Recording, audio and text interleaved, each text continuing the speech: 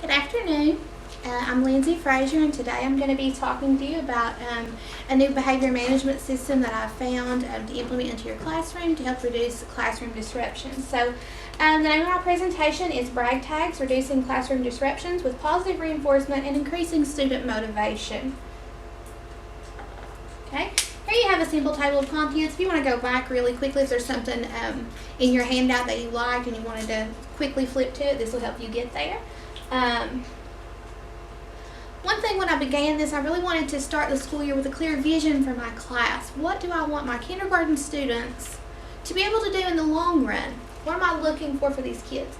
So what I came up with was at Mullins School in room 107, we have Tiger Pride. Positivity, respect, inspiration, and determination to reach our goals every day. And I know that seems like a lot for young students, but it's something that they're completely capable of doing. Every day when you come to school, I want you to be positive. I want an I can attitude. I want you to think, yes, I can. A lot of times, there's a lot of frustration when kids are first coming to school. I can't write these letters. It's so much. I'm sure they're receiving information overload, and we want to just encourage them to do the best that they can every single day.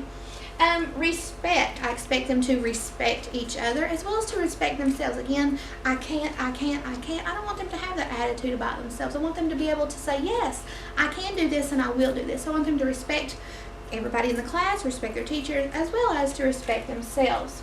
Inspiration. Even from just the first weeks of school, something that I talk to my kids about is, what do you want to be when you grow up? I think they need a focus. They need a purpose on why am I coming to school. They need to start learning now that, yes, I need to have a goal in mind. I need to know what I want to be when I grow up. Even if they've changed their mind 100 times between now and then, it's important to be working towards a goal. I also want them to inspire others. Hey, I may be little, but I can do great things, so watch me. Determination. Again, what is it going to take for me to reach my goal? I want to be a teacher. I want to be a police officer. What do I have to do to get there? Those are the things I want them to be thinking about and set their goals so that they can reach them eventually. And every day, you come to my class every single day. I want your best each and every day. Alright, for the agenda, this just kind of highlights the things I'm going to talk about. 3 minutes here, 5 minutes there. We shouldn't be here 15, 20 minutes at the most. I'm not going to keep you long at all. Alright, so I clarified the problem in my classroom. I'll start thinking about what is something that is really an issue in my class. And for 5-year-olds, one of the biggest issues that I have is classroom disruptions. Okay, classroom disruptions in whole group and small group instructions, it leads to misinformation and it weakens their foundational skills. The whole purpose of being in kindergarten is to build the foundation for the rest of their education. So if they're missing essential parts of their foundation, then they're going to have problems later on. It's just like building a house. You have a weak foundation, later on down the road you're going to have some serious issues, and that's what we want to try to eliminate. Times when this usually happens: morning reading time or circle time on the rug, literacy centers, math lessons, and intervention sessions, and individual practice time. We want to try to eliminate as many disruptions as much as possible. Online the other day I saw a thing that said only a primary teacher knows how much a thread on a carpet can become the most fascinating thing in the world, and that's true. Sometimes it's shoestrings, or it's a button on a pocket or zipper or a Velcro on your shoes. Those things are so interesting to small children. So it's important that we try to eliminate as many of those disruptions as possible so that they don't miss the essential information that they need. What I found was brag tags over the summer. I kept seeing on my Facebook newsfeed over and over, brag tags this, brag tags that. Brag tags have changed the way I run my classroom. Brag tags, brag tags. So I knew I needed to know more about these brag tags. Brag tags are a positive reinforcement reward system to encourage appropriate student behaviors and achievements.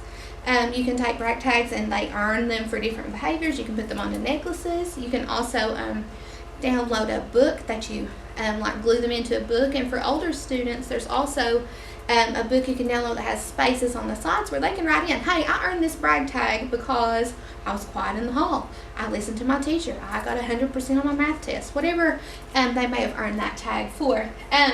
You can also add extra incentives such as beads to the brag tags. I have beads. We earn 5 behavior beads each week, and if they can keep all 5, on Friday they get to put them on their necklace. How many ever they have at the end of the week, they get to put them there. Once they get so many, they get to cash those in for a special bead, which might be a heart or an animal shape or whatever it may be. Just a little something else to encourage them. And this does align with PBIS, which is Positive Behavioral Intervention and Supports in the Tier 1. Tier 1 is just your everyday average child in the classroom. Tier 2 and Tier 3 revolves more with students with more serious behavioral issues. But for the general everyday kid, it's in Tier 1. Brag tags, this is a direct quote from the blog of the lady Angie Olson, who created brag tags. She says, brag tags are a classroom incentive system that are used to encourage, promote, and celebrate positive behavior. And that's what we want. You know, when kids come to school, they don't really know how to follow the rules. They don't know how to get in line. They don't know how to sit quietly. And it's our job to teach them those things. So what can we do to make that a little easier on ourselves and to encourage the kids? Again, it was created by Angie Olson. This is her blog. It's luckylittlelearners.com. And her Teachers Pay Teachers store, where you can download pre-made brag tags that you don't have to make on your own. They're colorful. They're really, really cute. There's also a printer-friendly, like a black and white version you can print.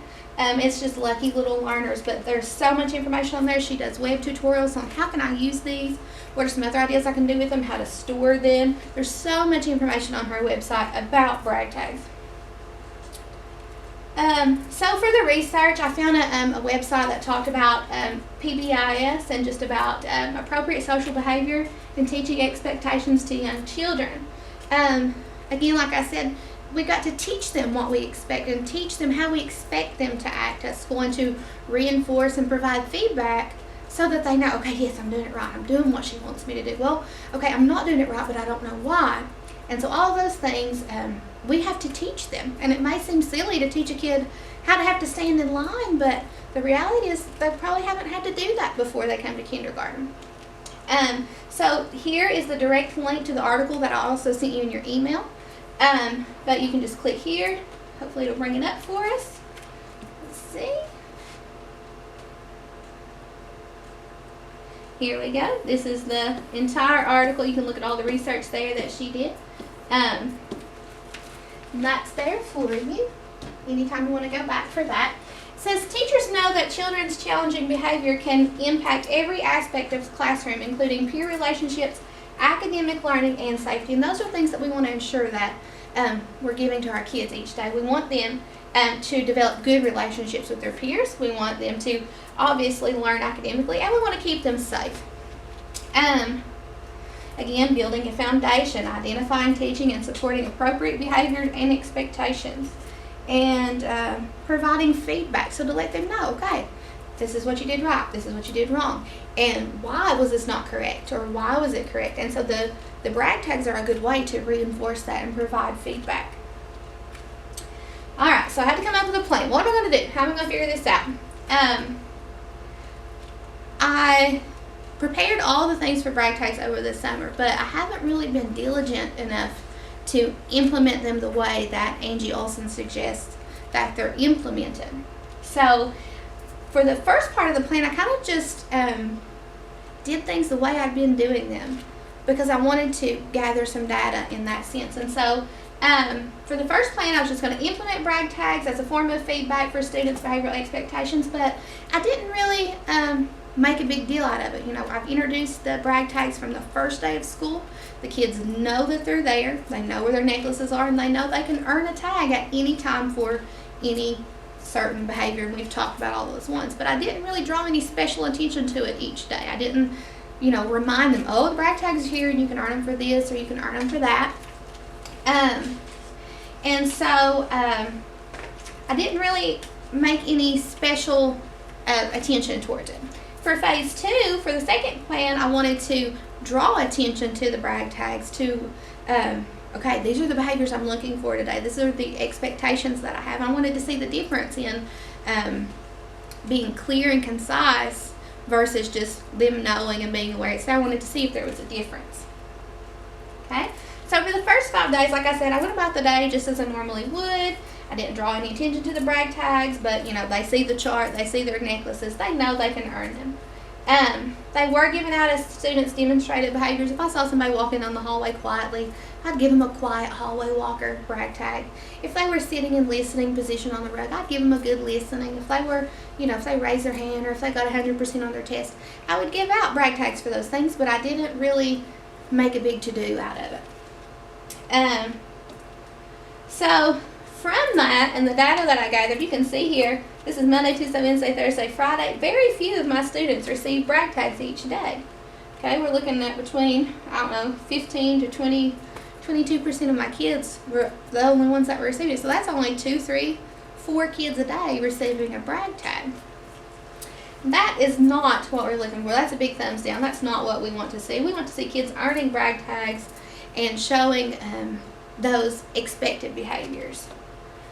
Okay, so for part 2, every morning I drew attention to the brag tags. I would say, okay, I'm going to go over to the brag tag chart and I'm going to get out 3 good listeners, and I'm going to draw out a top choice brag tag. And so that's what I'd be looking for, and I would set them up during my lesson. I'd set them on the smart board or beside my desk or wherever I was so that the kids could see them, and reminded them that, oh, hey, I need to be trying to do these things because I really want to earn that brag tag.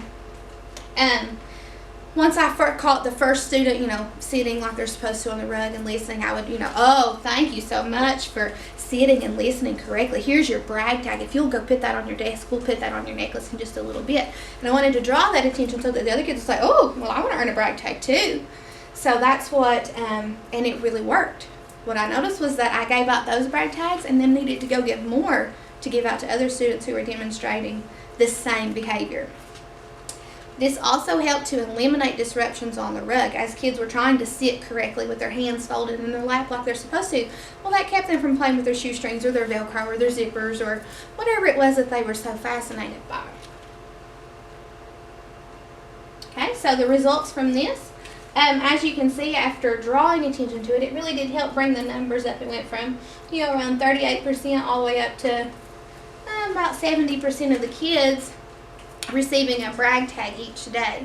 And I know that this could be more, but this is definitely, we're moving in the right direction. This is definitely what we want to see. So this is, this is pretty good. This is the right way. This is the way to. As you can see here, I wanted to do a comparison of the 2 interventions. And what you see here is that in the first intervention, where I wasn't drawing any special attention to the brag tags, only a few kids were receiving them. And that's not what we want. Over here you can see, as I was more diligent about drawing out the brag tags and drawing attention to them, that the numbers went up of students who were receiving brag tags because they were trying to perform the expectations that we had for them. So what I've learned from this is that I need to be more diligent in drawing attention to the brag tags to create that those positive expectations, and that students can continue to, I would like to see these numbers rise, and I'm interested to see how it's going to look in phase 3. What am I going to do next? How can I continue to make these numbers grow? For the summary, again in phase 1, the students weren't really motivated by the brag tags. If they were there, the well-behaved kids were well-behaved. The kids who usually created disruptions were still creating disruptions, so that was causing misinformation on the rug. That's causing problems later on when we go back. If we're learning about the letter A today, and then next week we're going to learn the sound for the letter A, but they don't know the letter, they're not going to be able to link the 2 together. So it's really wasn't helping to eliminate the disruptions in any way. In phase 2, students were generally more motivated to earn their brag tags after seeing them and after being reminded about them. Students who did not earn brag tags in phase 1 earned some brag tags in phase 2, and the visual and verbal reminders as well as clear examples aided in increased exemplary behaviors. And that's what we want to see is kids, okay, oh, I see what they're doing, I can do that too. Okay, and that's what we want with these kids. So all in all, young students need frequent and clear reminders for desired behaviors.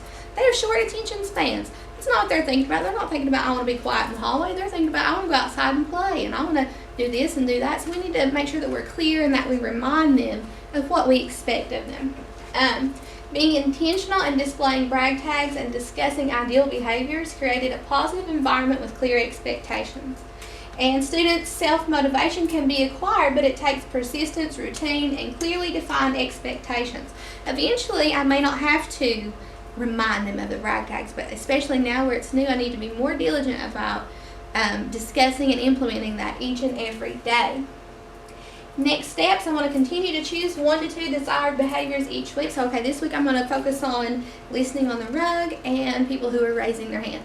And then next week I'm going to focus on 2 more behaviors until we have more kids who are performing that expectation. Clearly define the expectations for the kids. So, okay, well, what's it going to take to earn that quiet hallway walker brag tag? What's it going to take to get the good listening brag tag? What's it going to take to get the get right to work brag tag? So we want to make sure that they're very clear on, this is what I have to do, and then when I can do this, then I'm going to earn the brag tag for it. And reward the student behaviors and help students to understand why certain behaviors are undesirable. Well, why don't I want you playing with your shoestrings while we're on the road? Why don't I want you poking your neighbor? Why are those things not good? I'm also going to keep observational notes about the correlation of the brag tags and classroom disruptions. I want to see if they correlate together, that as more brag tags are given for desired behaviors, are the disruptions going down. And then I'm going to reevaluate this periodically because I think we can get stuck in a rut sometimes, so I want to make sure that we're not stuck anywhere, but I really am excited about seeing how this can go. And here's my references. This is where you can go to, this is the citation for the article that you have. This is where you can go to read Angie's, her blog. And here is where you can go to download all of the brag tags, or you can also create your own. I've created some too, and it's not too bad. And then all of my images were found on Google. So thank you.